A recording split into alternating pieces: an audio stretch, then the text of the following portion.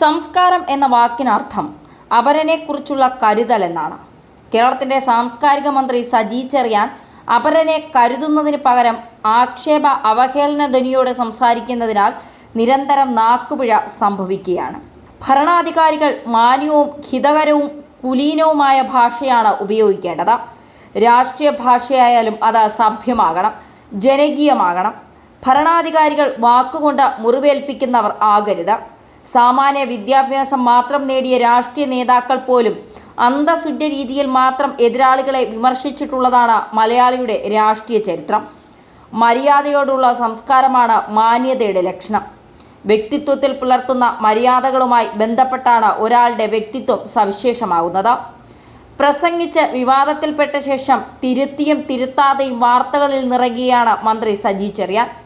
ഭരണഘടനയെ അധിക്ഷേപിച്ചെന്ന പേരിൽ മന്ത്രിസ്ഥാനം ഒഴിയേണ്ടി വന്നതാണ് ഇതുവരെയുള്ളതിൽ വലിയ ആഘാതം സൃഷ്ടിച്ചത്. ആക്ഷേപമല്ല, വിമർശനമാണ് എന്ന ന്യായത്തിൽ വീണ്ടും മന്ത്രിയായെങ്കിലും പിന്നീട് പല തവണ നാക്കുപിഴച്ചു. ഒടുവിലത്തേതാണ് ആലപ്പുഴ പുന്നപ്ര വടക്ക് ലോക്കൽ കമ്മിറ്റി ഓഫീസ് ഉദ്ഘാടന പ്രസംഗത്തിൽ ക്രൈസ്തവ മതമേലധ്യക്ഷന്മാരെ മന്ത്രി പരിഹസിച്ചത്.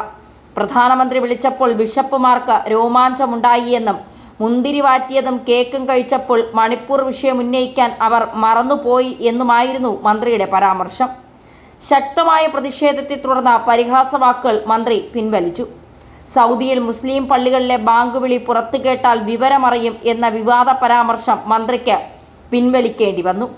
മാന്നാർ ചെന്നിത്തല പഞ്ചായത്തുകളുടെ അതിർത്തിയിലെ ബണ്ട് റോഡ് ഉദ്ഘാടന ചടങ്ങിൽ കേരളത്തിൽ കൃഷിയില്ല എങ്കിൽ ഒന്നും സംഭവിക്കില്ല എന്നും തമിഴ്നാട്ടിൽ അരിയുള്ളതുകൊണ്ട് ഇവിടെ ഒരു പ്രശ്നവുമില്ല എന്നും പറഞ്ഞ് വിവാദം സൃഷ്ടിച്ചിരുന്നു. അതിന് പിന്നാലെയായിരുന്നു തകഴിയിലെ നെൽകർഷകന്റെ ആത്മഹത്യ. അതോടെ ഈ പരാമർശം ചർച്ചയായി. മന്ത്രി വ്യാപക വിമർശനവും നേരിട്ടു. മന്ത്രി സജി ചെറിയാന്റെ പ്രസംഗങ്ങളിൽ പരിഹാസം കടന്നു വരുന്നതാണ് അപകടം വരുത്തിവെക്കുന്നത്.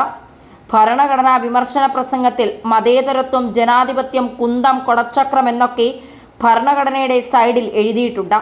പക്ഷേ ജനങ്ങളെ കൊള്ളയടിക്കാൻ മനോഹരമായി എഴുതിവെച്ച ഭരണഘടനയാണിത് എന്ന പരാമർശമാണ് മന്ത്രിയെ കുഴപ്പത്തിലാക്കിയത്. ഉത്തരവാദിത്വപ്പെട്ട പദവിയിലിരിക്കുന്നവർ അവർക്കു ചേർന്ന ഭാഷയും ശൈലിയുമാണ് പുലർത്തേണ്ടത്. നാവിൻ്റെ വിലയും നിലയും തിരിച്ചറിയാതെ പ്രയോഗിക്കുന്ന വാക്കുകൾ സ്വന്തം മൂല്യം കുറയ്ക്കും. നാവിൽ നിന്ന് വരുന്ന വാക്കുകൾക്ക് മൂല്യമുണ്ടാകണം. അധികാര ഭാഷയിൽ അഹങ്കാരം, അഹന്ത, പരിഹാസം, നിന്ദ, പുച്ഛം, അശ്ലീലം, വിടുവായത്വം, ദ്വയാർത്ഥപ്രയോഗം, ഭീഷണി, ആഭാസത്തരം, തെറി എന്നിവ നിഴലിക്കരുത്. ഫലം നിറയുമ്പോഴും വൃക്ഷത്തിൻ്റെ കൊമ്പുകൾ താഴ്ന്നു വരുന്നത് പോലെ ഉന്നതിയിലെത്തുമ്പോൾ കൂടുതൽ വിനയാന്വിതരാവുക.